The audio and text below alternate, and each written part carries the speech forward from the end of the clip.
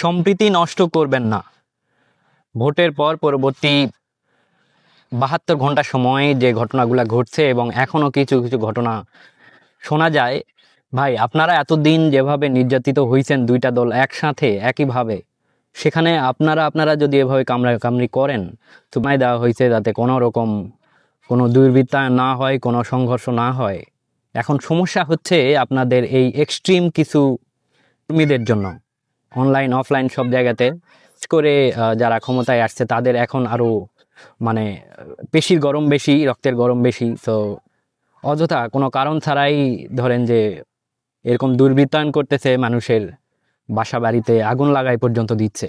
ভাই মানে কার্ডের পৃষ্ঠা অপর পৃষ্ঠা উল্টাতে কিন্তু বেশিক্ষণ সময় লাগে না।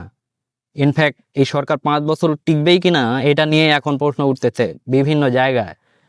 তো এত কিসের রক্তের গরম, এত কিসের পেশির গরম রে ভাই? আপনার এগুলা সংঘর্ষ করে সম্প্রীতি নষ্ট করে লাভ নেই। আমাদেরকে একসাথে থাকতে হবে, একই এলাকায় বসবাস করতে হবে। সময় তাদেরও এক সময় আসবে খুব শীঘ্রই, তখন কই যাবেন, কই পালাবেন? আওয়ামী লীগের মতো দেশ ছাড়বেন? মানুষজন মনে করে যে আপনারা সেই সুযোগও পাবেন না। তো আসেন এসব বাদ দিয়ে বিরোধী দলেই থাকেন আর সরকার দলেই থাকেন, এসব দুর্বৃত্তায়ন না করে যদি বিরোধী দলে থাকেন সেটা শান্তিপূর্ণভাবে আপনি প্রোটেস্ট করবেন, সেই রাইট আপনাকে জাতি দেয়, সরকার দেয়। ছাড়া কোনো এক্সট্রিমিজম, কোনো সংঘর্ষ, কোনো ভায়োলেন্স এগুলা দিয়ে আসলে কোনো কিছু হয় না।